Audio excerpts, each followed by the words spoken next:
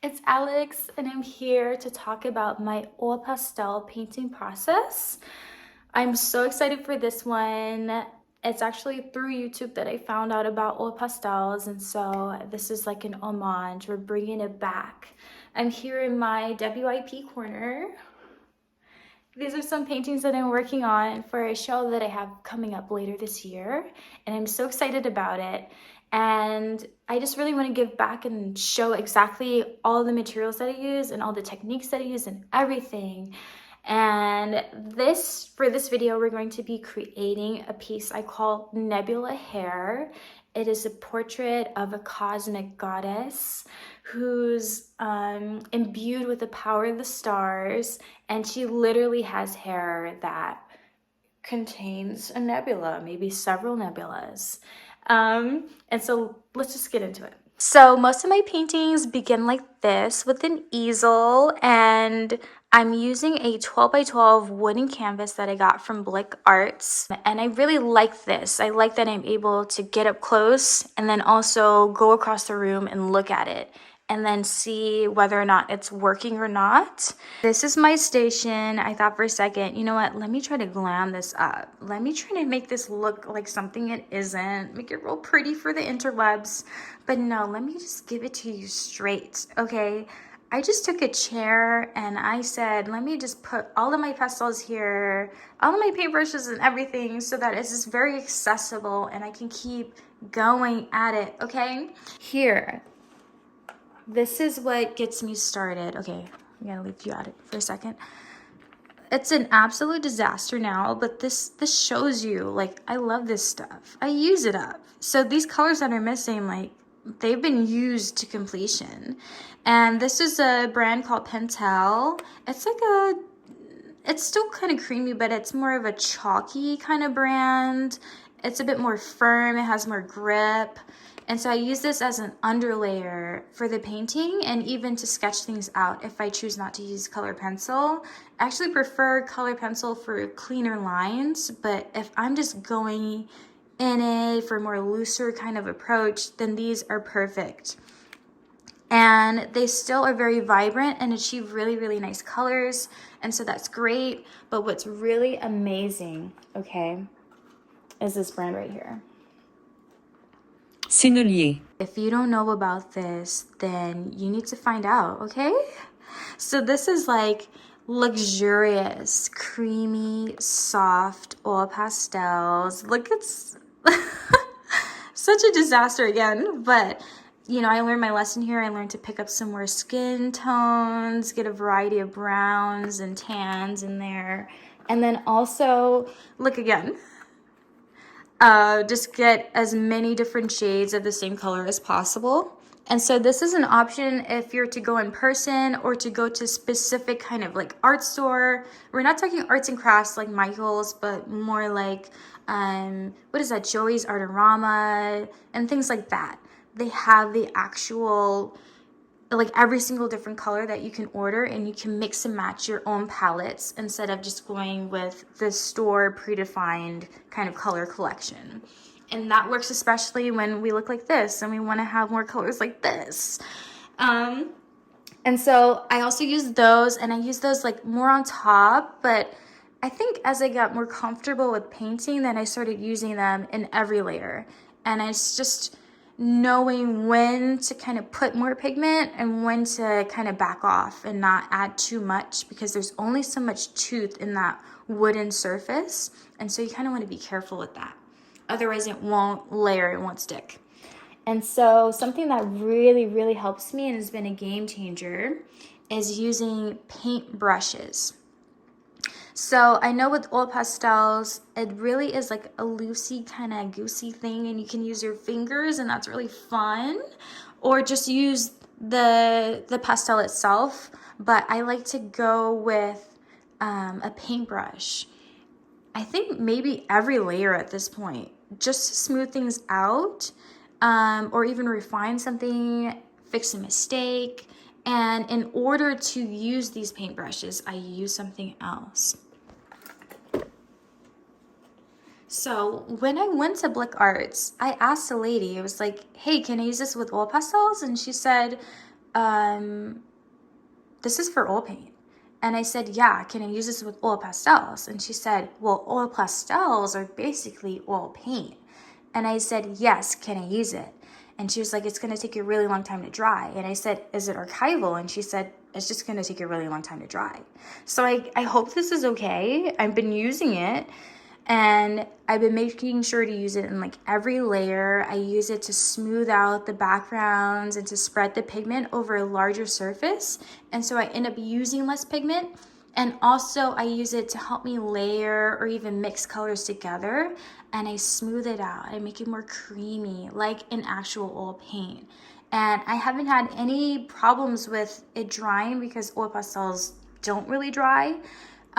Sometimes they'll get a bit like liquidy, you don't have to wait a little bit, but it's not really a problem, not at all.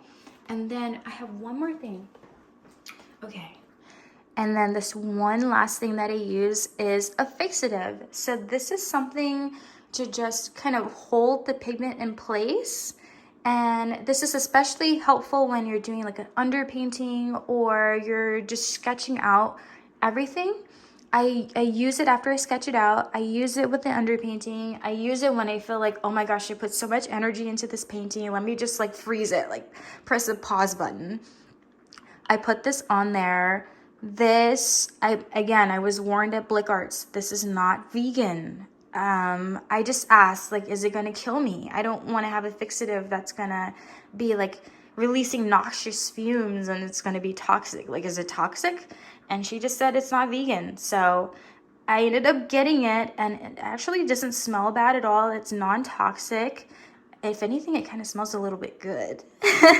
And it's made from cows and it doesn't seal everything. It doesn't remove the need to be careful because things will still smudge.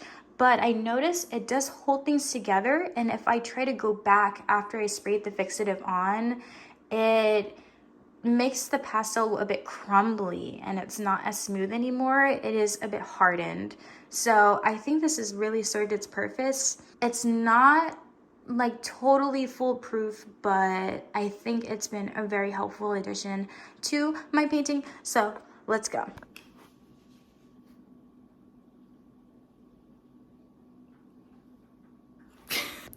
So with this video in the beginning, I wanted to ground us in space and time. I am based in Los Angeles and it is so sunny and beautiful here. And I just wanted to ground myself with a ritual where I smell this beautiful candle and cleanse the space spiritually to prepare myself for painting because it is so challenging sometimes to get myself in that space of just being available and being ready to do it. And so I go directly into the painting with those Pentel Arts pastels and I just sketch out everything, like where do I want the sky to be, how big should her hair be, and then also with the face. In the beginning, I wasn't feeling it. I thought it's too like lean and undistinctive. Like I've seen this face before. Let me add a bit more like roundness and fullness to it. And then also a big focus for me was just to feel a connection with her from the very beginning. And I wasn't feeling it, so I had to go back several times. And I just wanted to lay like the groundwork, like the basic colors that I want. And this process was a bit more complicated than I had anticipated because I just wasn't having the feeling like things were going right. And so I ended up doing the face about, I think, over 3 times. I just kept erasing it and going back and erasing it. And I have a time lapse here and I feel like it can be a bit deceptive and you probably don't see as much work that actually goes into it. And so I think I added in those shadows, those very dramatic shadows and lighting, and then I was like, nope, this still isn't it. And I had to go back again and redo the face. Hey, there's Peach. And there's me with my soft and creamy buttery pastels. Sennelier. Yes, and a little bit of lint, but it's okay. It's okay. And again, just setting us in place and time. A peaceful, tranquil location in Los Angeles. And I'm here again. And look, there's a face. So let me pause right here. That's another thing I'm saying with these time lapses. They really distort time and can make you feel like, oh my God, like how did that even come together? And so I paused my camera, and later that night I went back and I said, I'm gonna figure this out. And so I did something more like dramatic and cartoony, and that made me feel a sense of kinship with her. That made me feel like, okay, this is the lady that I wanted. And I also added a very dramatic black on the side of her face in order to make the face pop some more. Yeah, and so a major goal here was for me to just create a more believable skin tone. That has been such a challenge for me. And then to also keep everything vibrant and fun. And that's me like tending to the sky. I want it to have also like the smoky gases of space with the like the soft creamy texture. And then also that brought my attention, okay, now to the hair. We're fixing this side and that side. What about this big gaping mess in the middle? And to be honest, I had literally no idea what I was doing. I was just putting colors in there, making general shapes, and then thinking like, is there a tutorial that I could watch? And that was me from the beginning so much, as like, oh, like I need a tutorial for everything. I need a tutorial for the eye, for the nose, for the lips. And then this was me just figuring it out. And pause.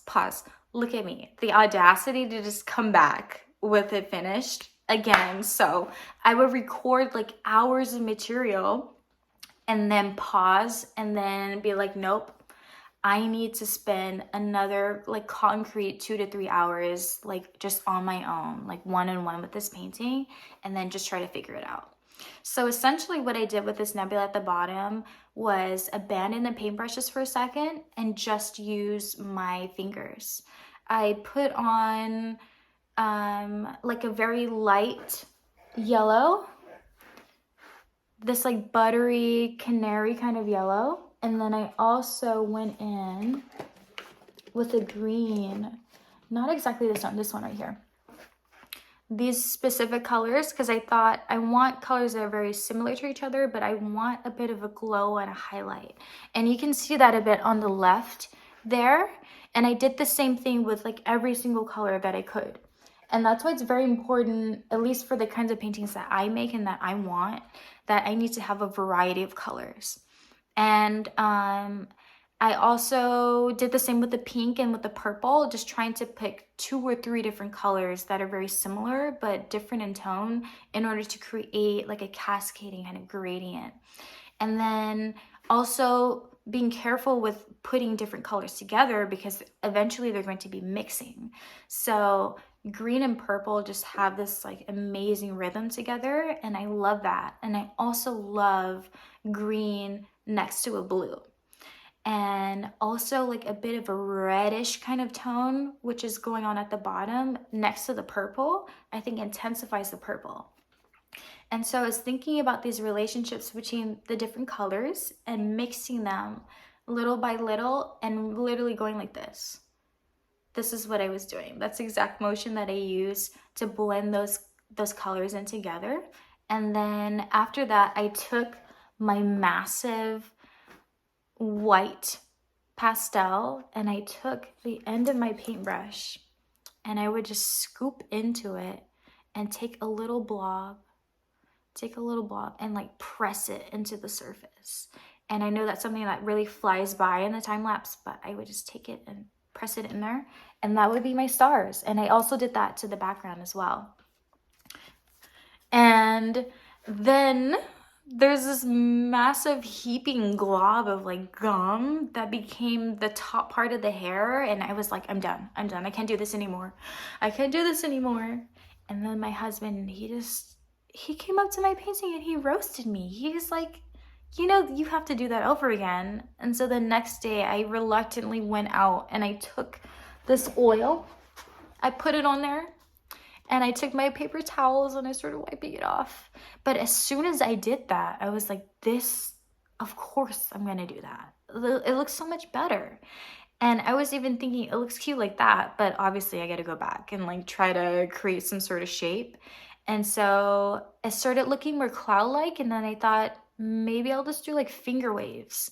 And so I started adding these like creases of white on top in order to like just show your eye where to go, like where these shapes are being created, like this soft kind of loose waves. And I did that all over. And then this is when I kind of breathe a very deep sigh of relief.